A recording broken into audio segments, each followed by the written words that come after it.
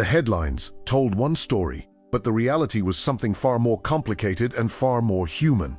When Dr. Sarah Vance walked out of the Centers for Disease Control and Prevention headquarters for what everyone assumed would be the last time, the silence that followed her was deafening. No farewell party. No handshake from the director. No acknowledgement of the 14 years she had spent in those corridors, analyzing data that had saved countless lives.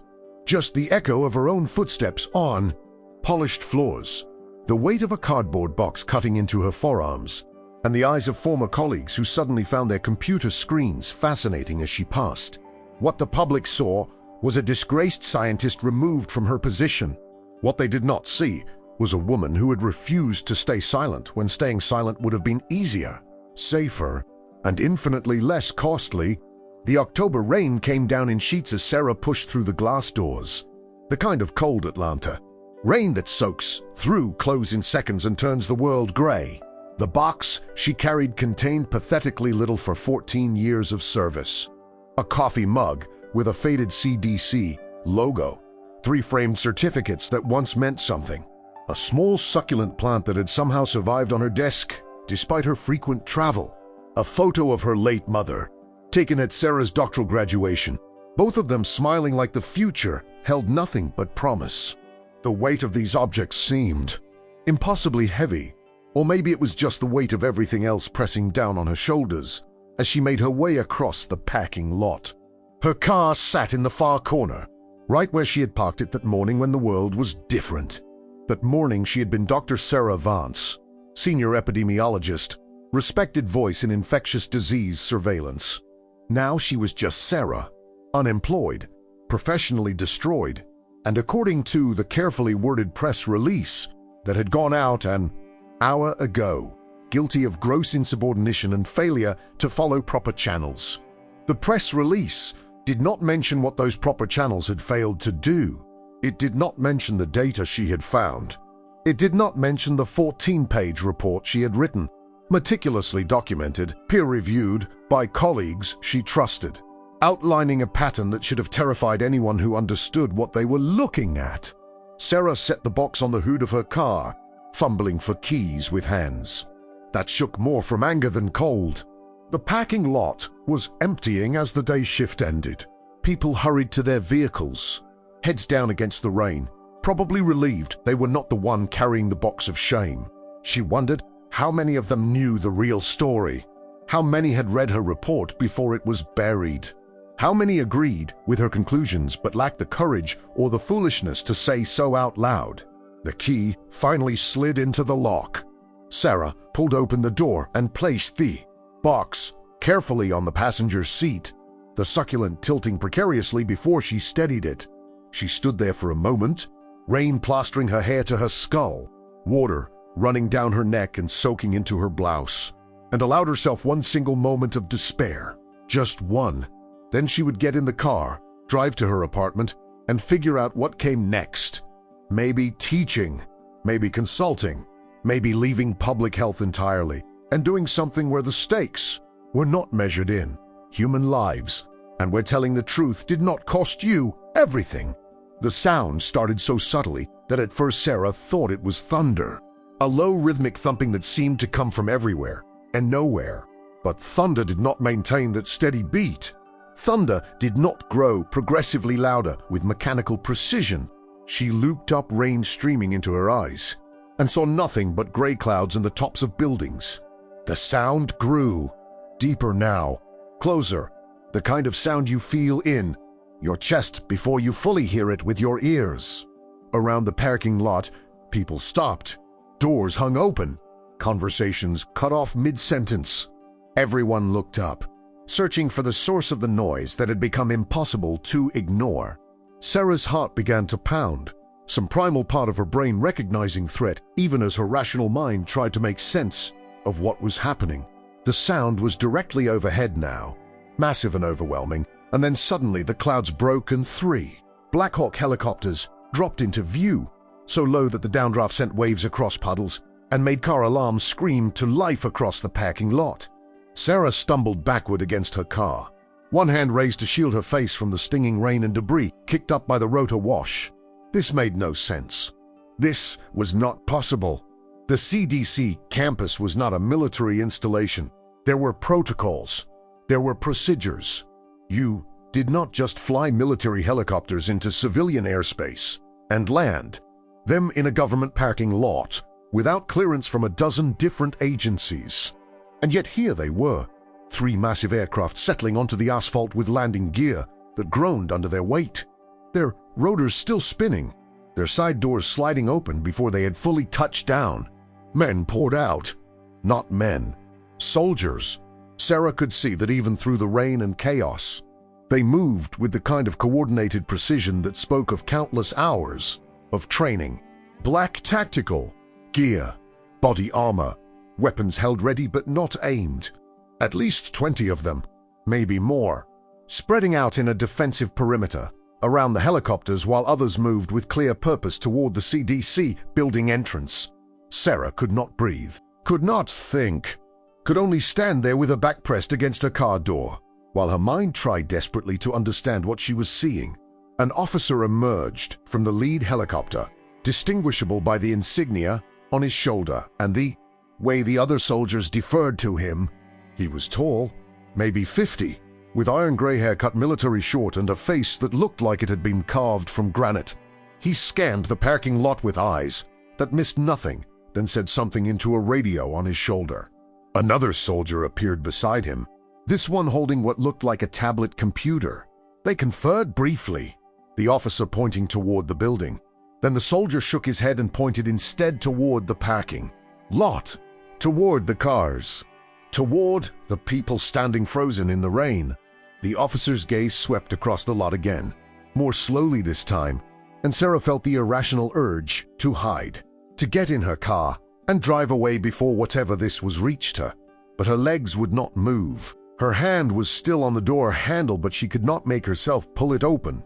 She could only watch as the officer began walking in her direction, the soldier with the tablet following, and for more soldiers forming up behind them.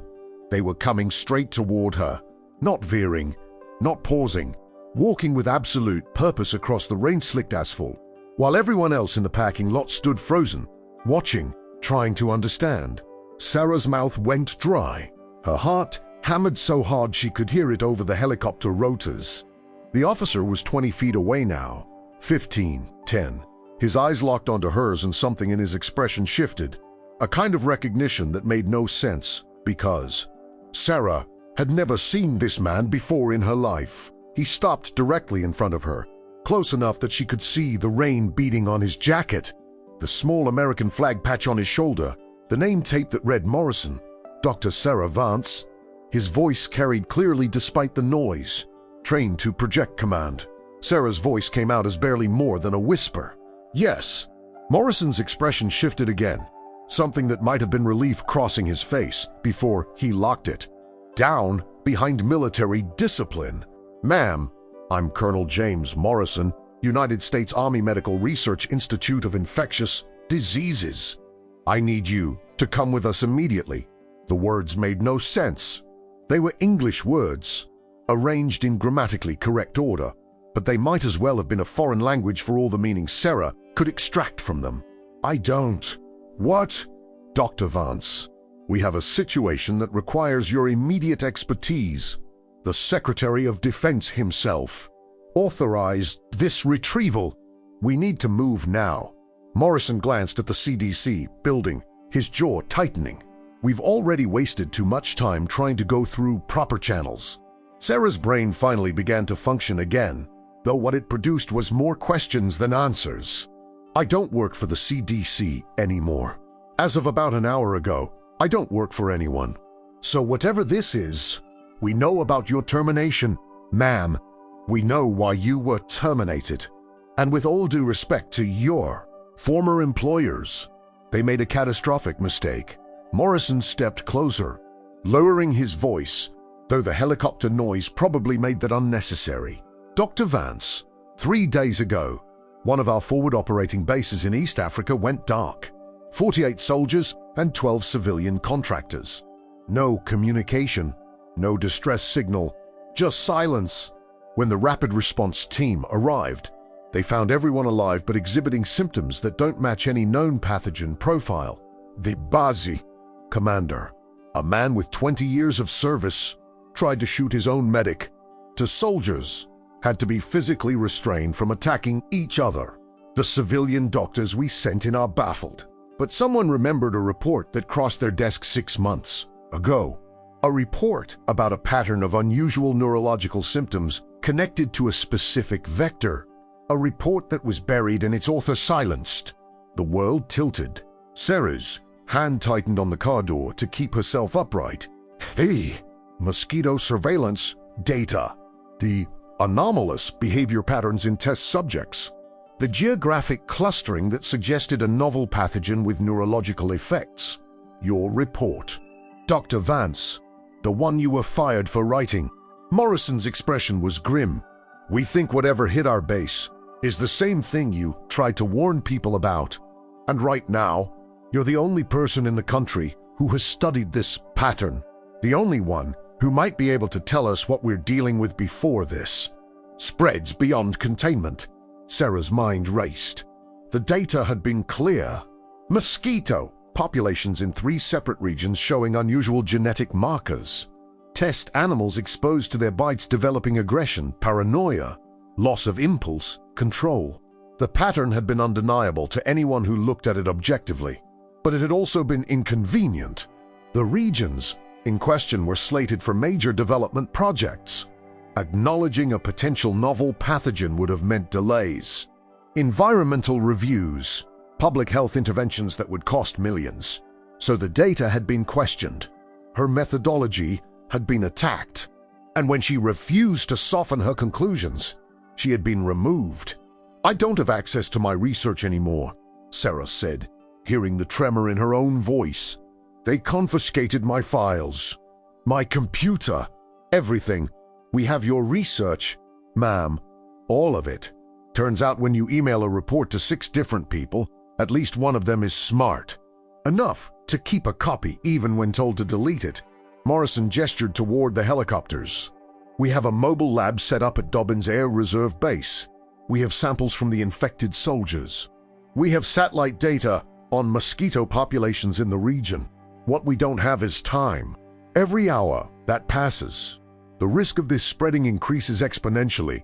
Sarah looked at the box on her passenger seat, at the pathetic collection of objects that represented 14 years of her life. Then, she looked back at Morrison, at the soldiers standing in the rain, at the helicopters waiting with their rotors still spinning. My former director is inside that building right now. The man who fired me, Dr. Richard Brennan. He's probably watching this from his office window. I'm aware of who Dr. Brennan is. Ma'am, he told me I was hysterical, that I was seeing patterns that didn't exist, that I was damaging the CDC's credibility with unfounded alarmism. Sarah's voice grew stronger, anger burning through the shock. He told me that if I couldn't be a team player, I should find somewhere else to work. Morrison's expression hardened.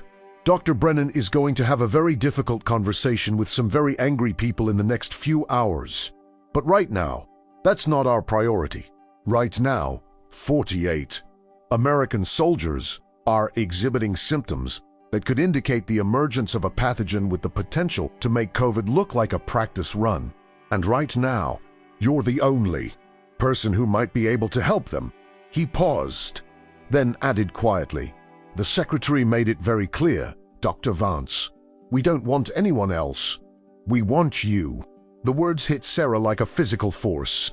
After hours of silence, of walking through corridors where no one would meet her eyes, of being treated like a pariah for having the audacity to do her job well, hearing those words spoken with absolute conviction by a full-bird colonel backed by 3 helicopters full of soldiers was almost too much to process.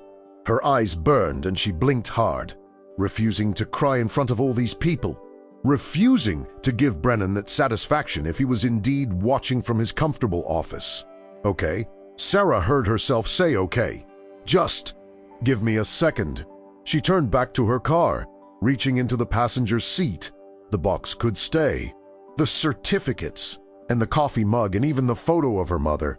as much as it hurt to leave it. But the succulent, the small stupid plant that had, survived 14 years of neglect and irregular watering that came with her.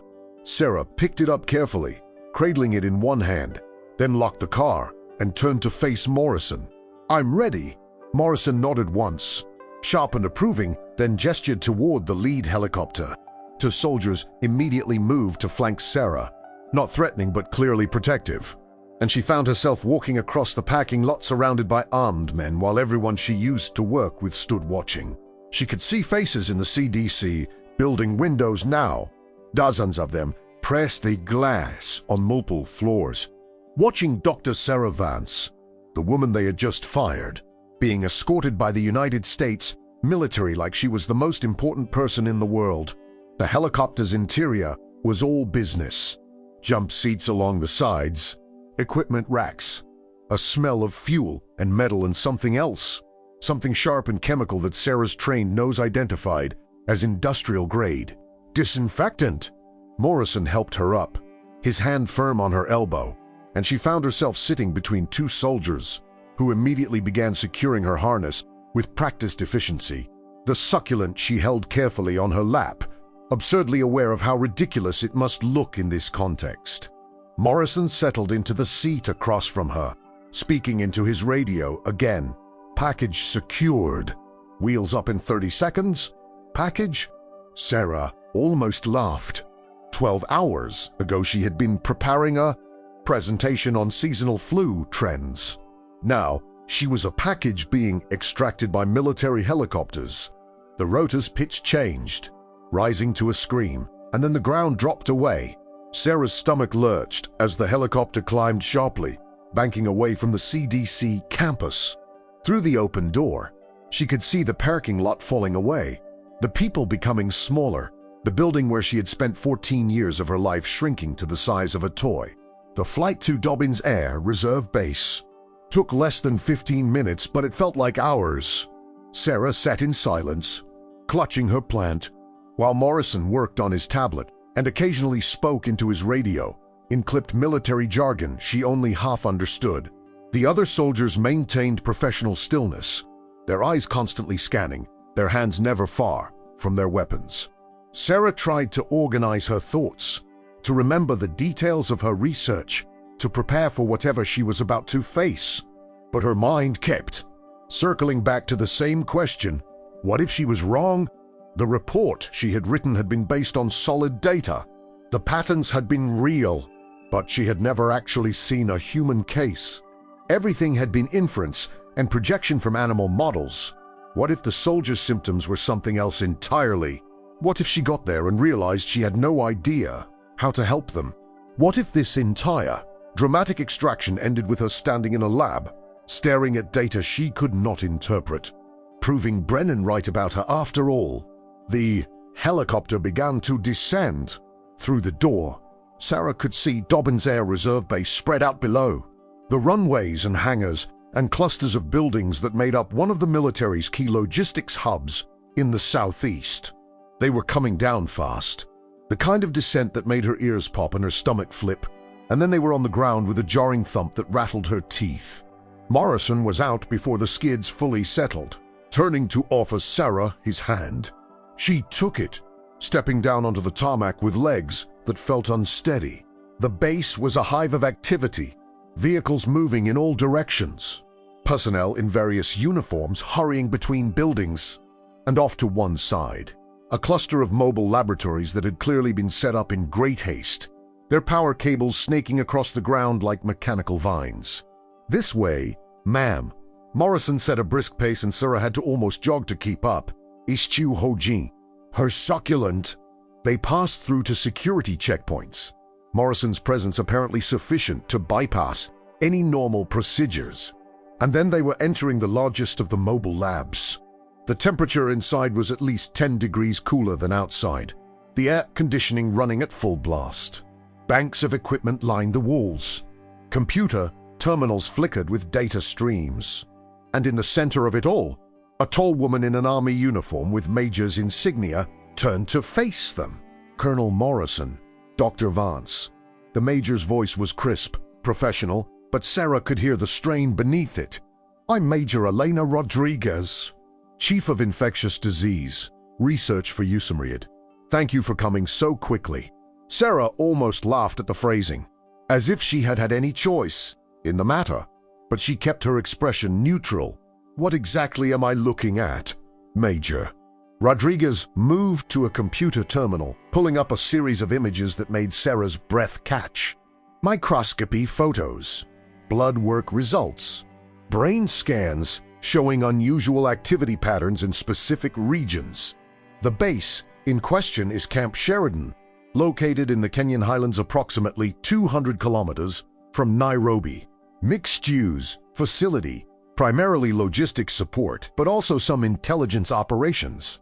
3 days ago, the base commander, Colonel Marcus Webfafalda routine status report. Everything normal. 6 hours later, his second-in-command tried to call in and got no response. 12 hours after that, when the rapid response team arrived, they found the entire base population exhibiting these symptoms. Sarah stepped closer to the screen, her scientific training overriding everything else. The blood work showed elevated levels of specific proteins. The brain scans highlighted unusual activity in the amygdala and prefrontal cortex. And the microscopy photos showed something that made her heart race. Cellular structures that looked almost like viral capsids, but with geometric irregularities she had never seen before. "Have you isolated the pathogen?" Sarah asked, her voice steady now, falling into the familiar rhythm of scientific inquiry. "We've tried. Whatever this is, it's not behaving like anything we've seen before. It's not bacterial. It's not viral in any traditional sense. It's not prion-based. But it's clearly infectious because the pattern of symptoms suggests person-to-person transmission, even though we can't identify the vector." Rodriguez pulled up another image. "The base commander is currently restrained in our isolation facility. He keeps insisting that his men are trying to kill him. 2 of the infected soldiers attacked medical personnel. We've had to sedate most of them just to keep them from hurting themselves or others." Sarah's mind raced, pulling up memories of her research, of the patterns she had documented. "The mosquito populations I studied showed genetic markers consistent with exposure to a novel organism. The test animals I examined, primarily primates, developed aggression and paranoia within 72 hours of exposure. The symptoms you're describing match that timeline. Your report mentioned geographic clustering." Morrison said, moving to stand beside her. 3 specific regions where these patterns appeared. The Kenyan Highlands was one of them. Sarah's voice was barely a whisper. "The mosquito populations there showed the highest concentration of the genetic markers. I recommended immediate environmental sampling and a temporary halt to any new construction or development in the area until we could determine what we were dealing with." "Camp Sheridan was built 8 months ago," Rodriguez said quietly, "right in the middle of the region you flagged." The silence that followed was heavy with implication. Sarah felt sick. Her report had been specific. Her recommendations had been clear. If anyone had listened, if anyone had taken her seriously instead of dismissing her as an alarmist, Camp Sheridan might never have been built. 48 soldiers might not be sedated and restrained, their minds hijacked by something that should have been prevented. "Show me the samples," Sarah said, her voice hard. "Everything you have, blood work, tissue samples, environmental data from the base. I need to see it all."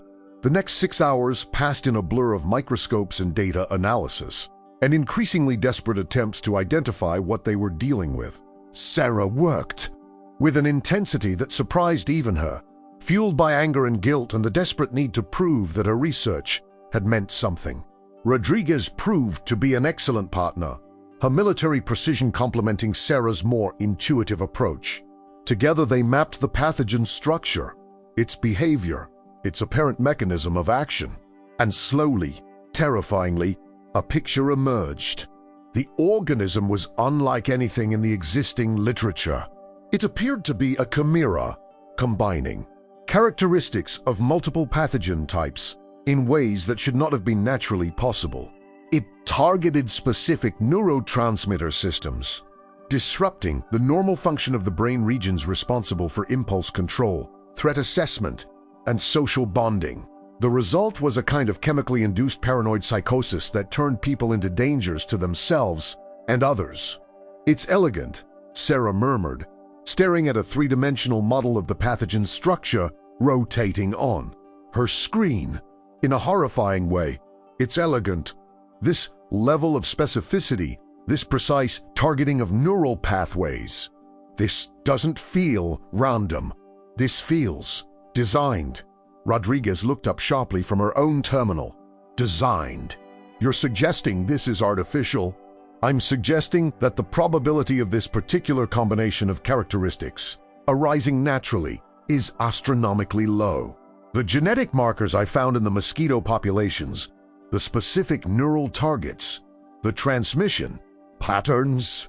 Someone would have to sequence the genome to be sure, but yes, Major. I think we're looking at something that was engineered. The implications hung in the air like a toxic cloud. An engineered pathogen loose in East Africa. American soldiers infected. The potential for spread beyond the initial outbreak." Sarah's hands were shaking as she reached for her coffee cup, finding it empty. How long had she been working? The light coming through the lab windows had changed from afternoon to evening to full dark. Morrison appeared at her elbow, making her jump. "Dr. Vance, we need your recommendation. We have diplomatic clearance to conduct a full environmental survey of the region around Camp Sheridan, but we need to know what we're looking for and how to contain it if we find it." Sarah turned to face him, aware that she probably looked terrible after hours of intense work. Not caring. "You need to evacuate the base immediately. Everyone, infected and non-infected alike. The pathogen appears to be transmitted through mosquito vectors, which means anyone who has been on that base is potentially exposed, even if they're not showing symptoms yet. Bring them all back here, to a secure facility where we can monitor them and provide treatment." Rodriguez's voice was sharp. "Dr. Vance, we don't have a treatment. We barely understand what this thing is." "No, but I have some ideas." Sarah pulled up her original research, the data that had gotten her fired. "The test animals I worked with showed some response to a combination of antipsychotics and targeted immune suppressants. It's not a cure, but it might buy us time to develop one. More importantly, we need to contain the source. The mosquito populations in that region need to be sampled, analyzed, and if necessary, controlled through targeted pesticide application. That's going to require cooperation from the Kenyan government." Morrison sighed, his expression grim. "Which means briefing them on what we've found. Which means this is about to become an international incident. It already is an international incident, Colonel. We just haven't admitted it yet." Sarah met his eyes steadily. "And there's something else. If this pathogen is engineered, then someone created it. Someone released it. And Camp Sheridan might not be the only target." The room fell silent except for the hum of equipment and the soft whisper of air conditioning.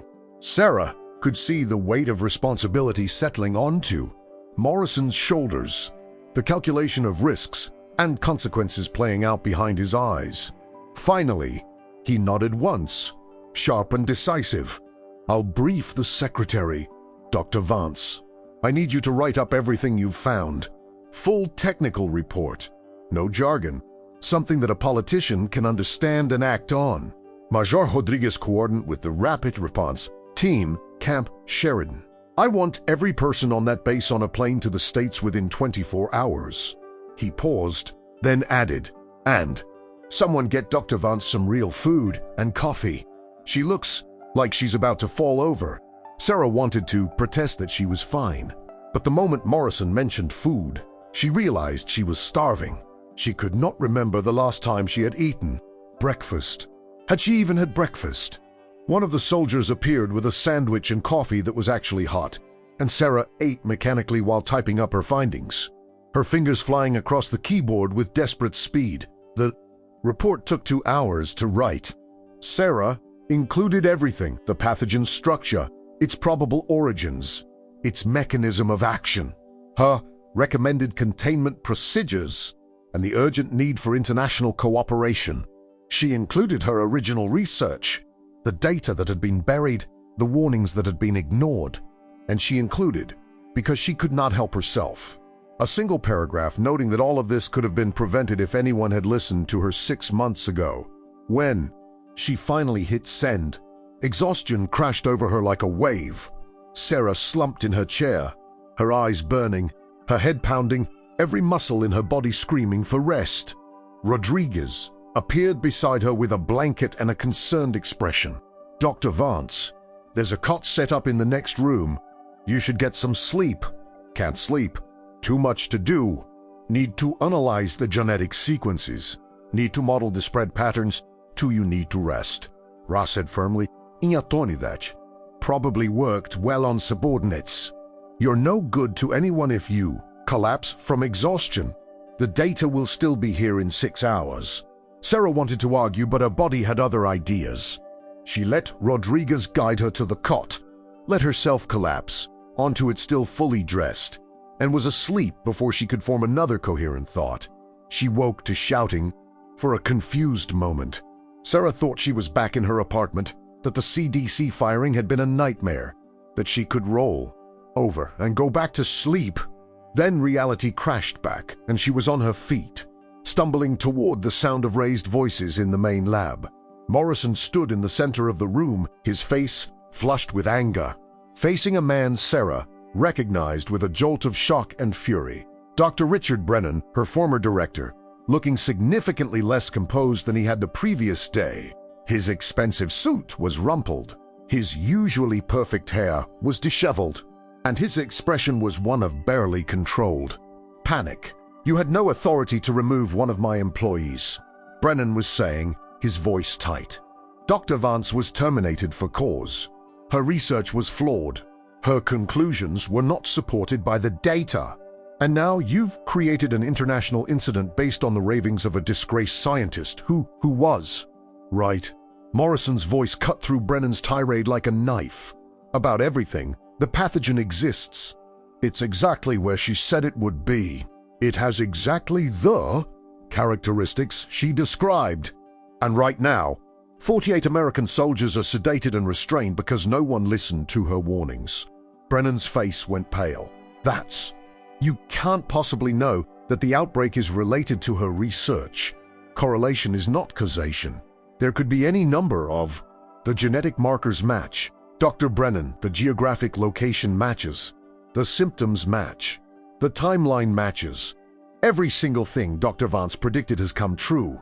Morrison stepped closer, and despite the difference in their civilian versus military status, there was no question who held the power in this moment.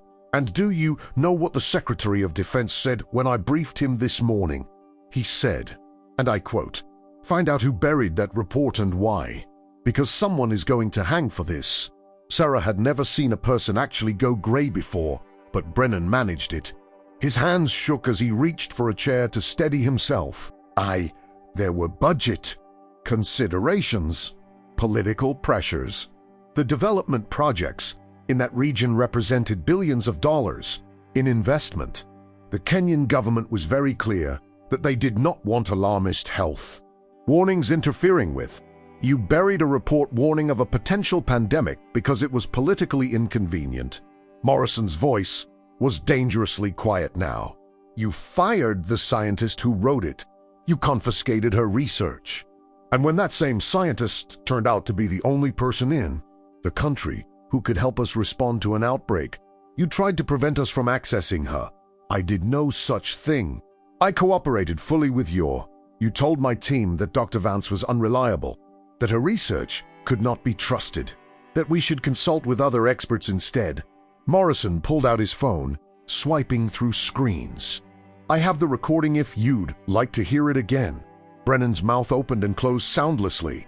Sarah watched from the doorway, feeling strangely detached from the scene. This was the man who had destroyed her career, who had called her hysterical, who had told her she was seeing patterns that did not exist. And now he stood there, exposed and desperate, facing consequences for the first time in his comfortable, bureaucratic life. Dr. Vance. Morrison had noticed her in the doorway. Please join us. Sarah walked into the room on unsteady legs, acutely aware of how she must look after sleeping in her clothes. Brennan's eyes widened when he saw her, something like fear flashing across his face, before he masked it with false confidence. Sarah, I'm glad you're here. I want you to know that there are no hard feelings about yesterday. These things happen in science. Disagreements about methodology, differences in interpretation. But I'm sure we can work together going forward too. No. Sarah's voice was steady, cold. No, Dr. Brennan, we will not be working together. You didn't just disagree with my methodology. You called me incompetent. You questioned my sanity. You told me I was a danger to the CDC's credibility. And then you made sure I would never work in public health again by putting all of that in my personnel file. Brennan's face flushed. Now, Sarah, that's not fair. I had to consider the bigger picture, the political realities, the budget implications. You can't just 48 soldiers, Sarah said, her voice rising. 48 people who are currently sedated and restrained because you decided that. Political realities were more important than public health. How many more people need to get infected before you admit that you were wrong? How many more outbreaks need to happen in the regions I identified? How many more lives need to be destroyed? The silence that followed was absolute. Brennan stood there, his mouth working, clearly trying to find some defense, some justification. Finally, he turned to Morrison with something like desperation. Colonel, you have to understand. De pressuris. I was under the calls from the State Department, the meetings with congressional staffers who made it very clear that certain research directions were not welcome. I was trying to protect the CDC, to preserve our funding, to maintain our relationships with international partners. I made a judgment call based on the information available at the time. You made a political calculation that put lives at risk, Morrison said flatly. And now you're going to explain the calculation to a Senate committee, to the Inspector General, and to the families of every soldier who was infected because you decided that your career was more important than Dr. Vance's research. Brennan's face crumpled. For a moment, Sarah almost felt sorry for him. Almost.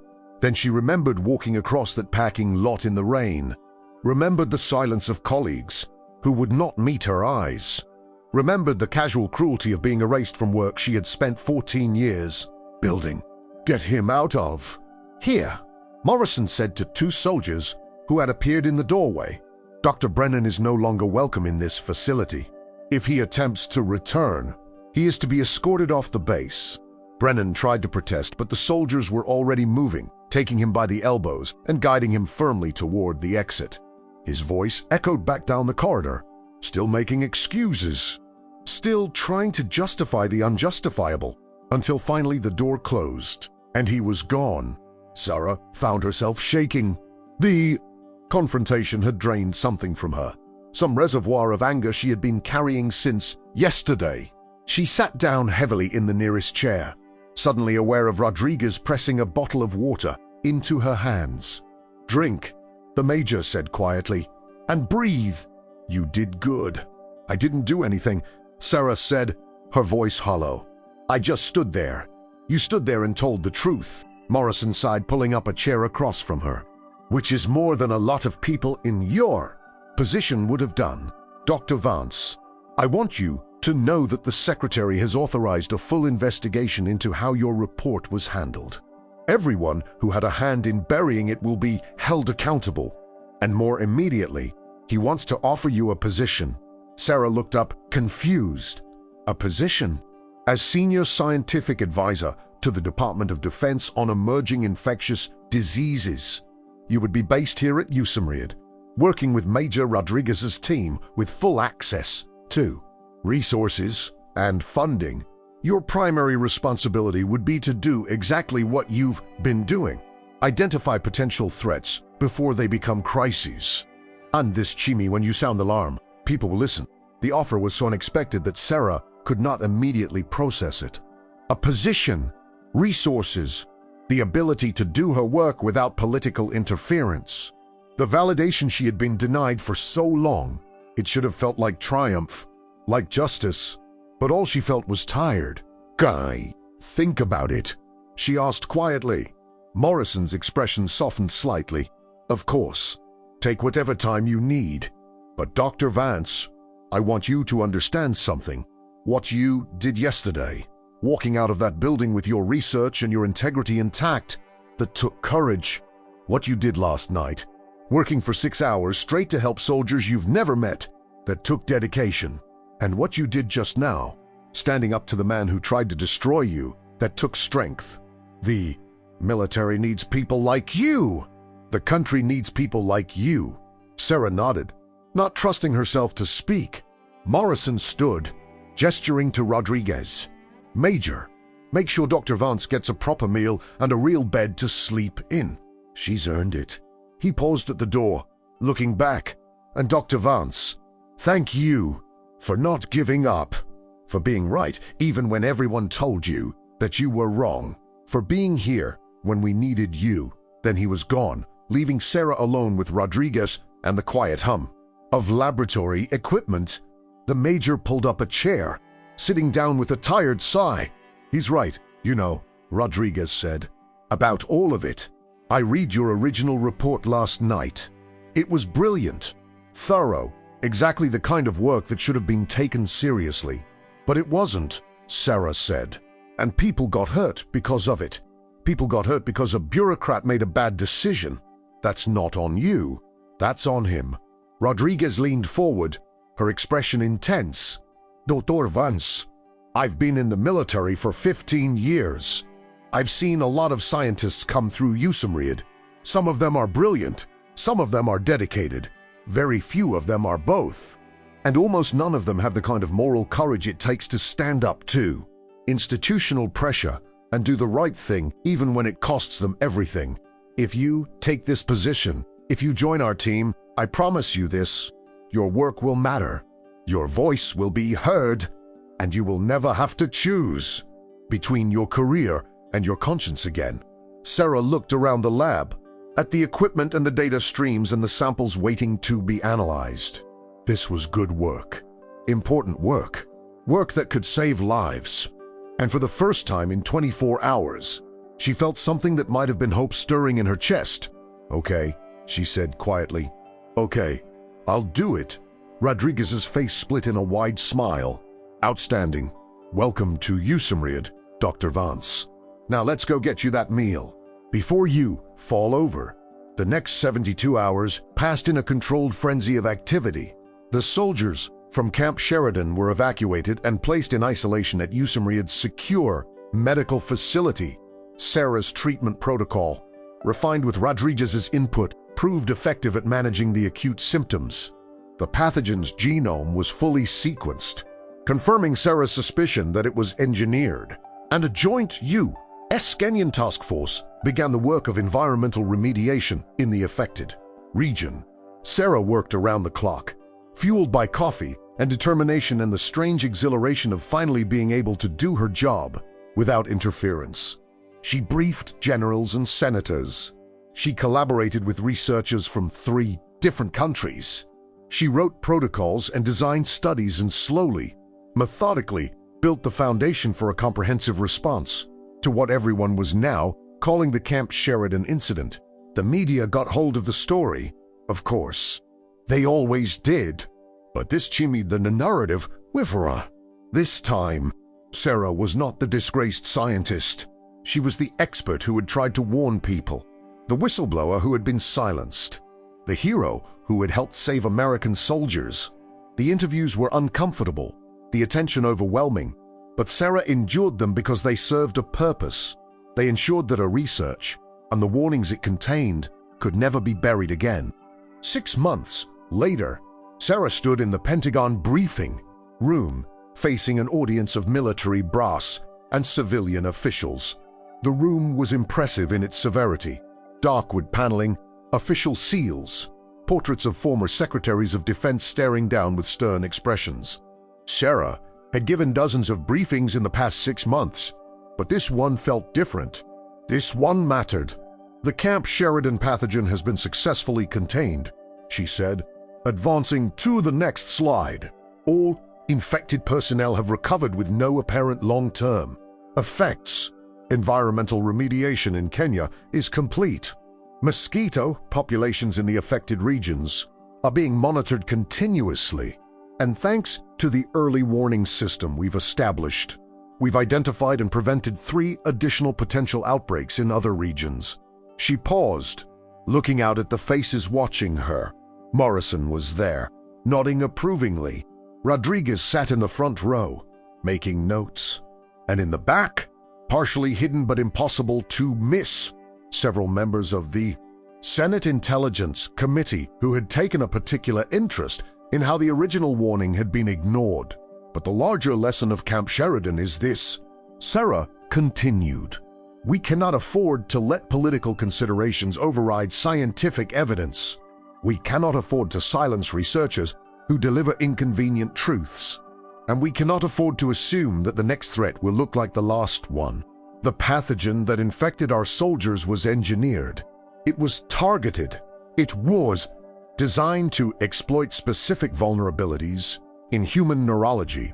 And it represents a new category of threat that we are only beginning to understand. She advanced to her final slide. A map of the world, with dozens of regions highlighted in various colors. These are the areas where our surveillance has identified potential novel pathogens. Some of them are probably natural. Some of them might not be. All of them require further investigation, and all of them represent the kind of work that Dr. Brennan tried to prevent me from doing. The mention of Brennan's name caused a ripple through the audience. His resignation had been announced 3 months ago, along with the resignations of 2 other senior CDC officials. The investigation into how Sarah's report had been buried was still ongoing, but the preliminary findings had been damning enough to end several careers. The system failed, Sarah said quietly. It failed the soldiers at Camp Sheridan. It failed the American people. That failed me. But we have a chance now to build something better. A surveillance network that prioritizes science over politics. A reporting structure that protects researchers who identify threats. A culture that rewards speaking truth to power instead of punishing it. That's what I've been working toward for the past 6 months. And that's what I'm asking you to support. She closed her laptop and looked out at the audience. Questions. The questions came fast and detailed, covering everything, from budget requirements to international cooperation to the technical specifics of the surveillance network. Sarah answered them all, drawing on 6 months of intensive work and 14 years of expertise. She was in her element, confident and competent. Every doubt and insecurity burned away by the knowledge that she was finally being heard. When the briefing ended, Morrison caught up with her in the hallway. That was exceptional, Dr. Vance. The secretary was very impressed. Thank you, Colonel. Sarah managed a tired smile. Though I have to admit, I'm not sure I'm cut out for all this Pentagon politics. I prefer microscopes to military brass. You're doing fine. Better than fine. Morrison's expression turned serious. There's something you should know. The investigation into Dr. Brennan has uncovered some interesting connections. It appears he received significant pressure from a private development consortium with ties to several foreign governments. The same consortium that was funding the construction projects in the regions you identified. Sarah felt a chill run down her spine. You're saying this goes deeper than just bureaucratic cowardice. I'm saying that someone had a vested interest in making sure your research never saw the light of day. And we're working to find out who and why. Morrison paused, which is why I wanted to talk to you about security. USAMRIID has excellent protocols, but given what we're uncovering, I'd like to assign you a protective detail, just as a precaution. The idea of needing bodyguards was so absurd that Sarah almost laughed. But Morrison's expression was deadly serious, and she found herself nodding. Okay, if you think it's necessary. I do. And Dr. Vance, be careful. You've made some powerful people very uncomfortable. People who thought they had successfully buried a problem. They're not going to be happy that you've resurrected it. Sarah thought about that conversation as she drove home that evening, checking her rearview mirror more often than usual, suddenly aware of every car that seemed to follow her for too long. The succulent plant, which had somehow survived 6 months of chaos, sat in a place of honor on her new apartment's windowsill. It had even sprouted new growth, small green shoots reaching toward the light. Her phone buzzed with a text from Rodriguez. "Drinks tomorrow to celebrate your Pentagon triumph. You earned it." Sarah smiled and typed back a confirmation. She horrored. 6 months ago, she had walked out of the CDC building with nothing but a cardboard box and the knowledge that she had been right. Now she had a position, a team, resources, and the satisfaction of knowing that her work mattered. The system had failed her, but she had not failed the system. She had fought back, and she had won. The real victory, though, was not the Pentagon briefing or the new position or even the vindication of seeing Brennan forced to resign. The real victory was the surveillance network, the early warning system, the protocols that would prevent another Camp Sheridan. The real victory was the dozens of researchers she now mentored, teaching them that scientific integrity was not negotiable. The real victory was the culture shift, slow but undeniable, toward valuing truth over convenience. Sir Paul mold her parking space and sat for a moment, and John idling looked at you much. A one-bedroom in a complex full of other government workers and military personnel.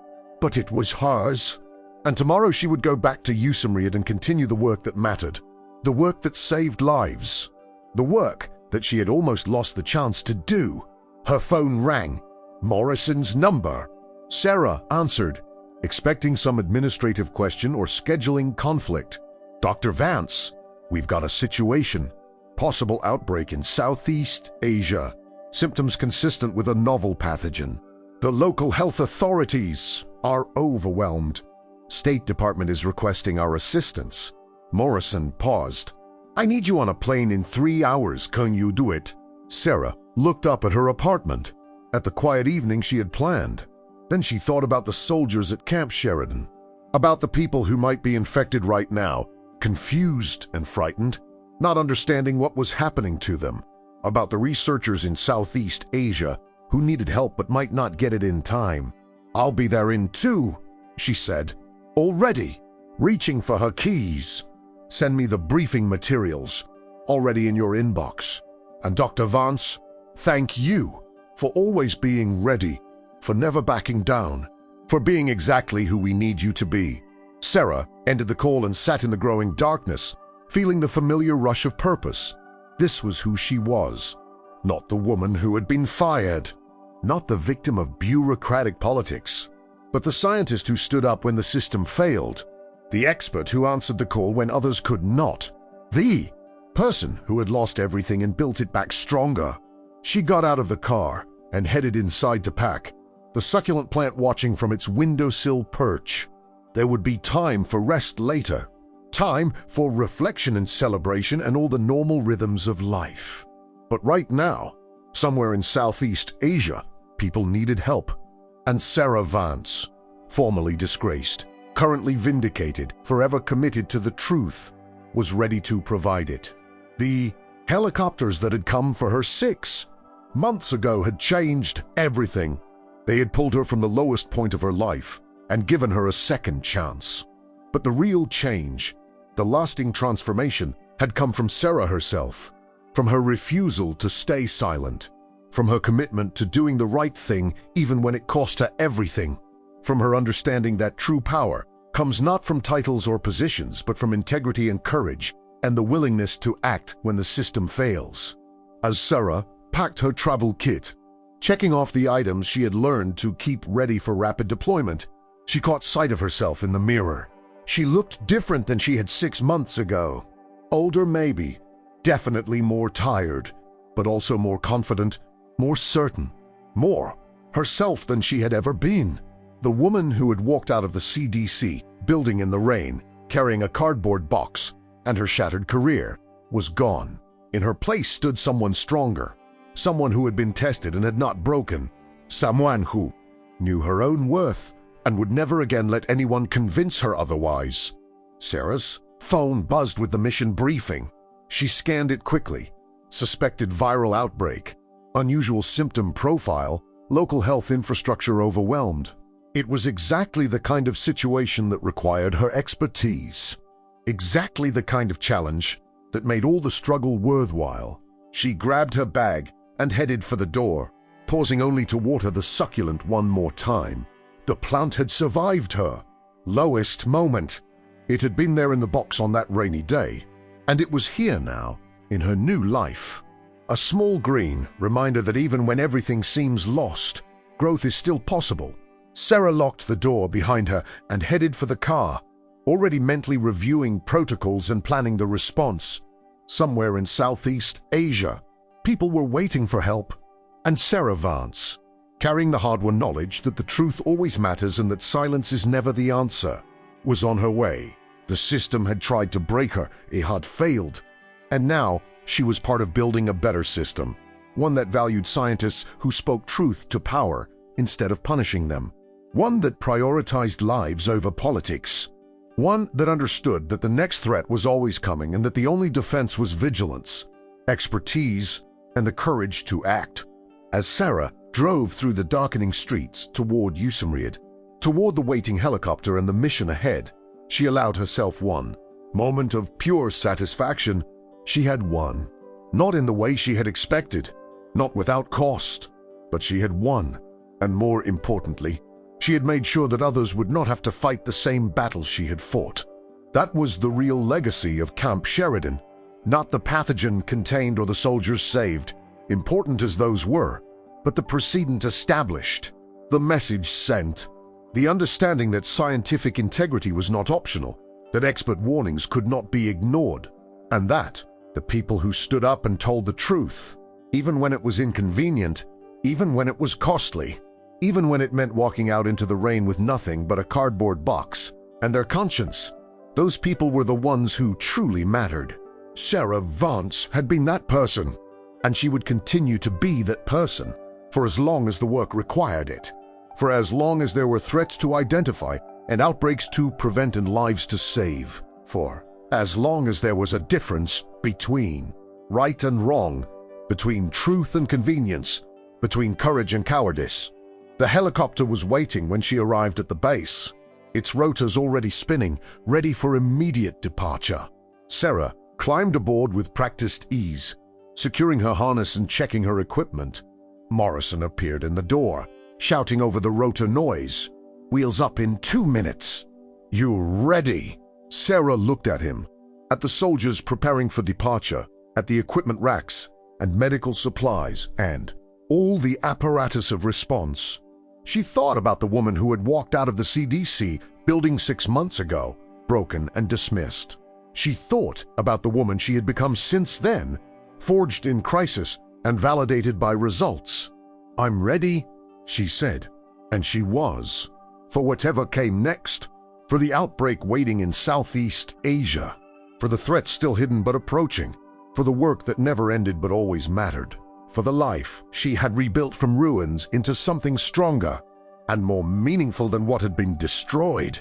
The helicopter lifted off into the night sky, carrying Sarah toward another crisis, another chance to make a difference, another opportunity to prove that the truth always matters and that the people who tell it, who stand up when others stay silent, who act when the system fails, those people are the ones who change the world, not with grand gestures or dramatic speeches, but with data and dedication and the quiet courage of doing the right thing even when no one is watching, especially when no one is watching, because that is when it matters most. Sarah Vance had learned that lesson the hard way, and she would spend the rest of her career making sure that others did not have to learn it the same way. That was her promise, her mission, her redemption. And as the helicopter flew through the darkness toward whatever waited ahead, Sarah felt something she had not felt in a long time: peace.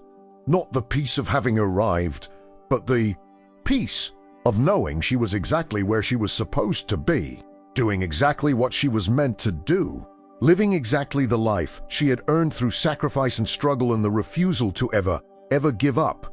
The system had tried to silence her, unfold, and now her voice, amplified by vindication and backed by resources and freed from political interference, would be heard wherever it was needed most.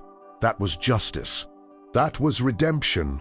That was the ending that mattered, not because it was happy, but because it was earned.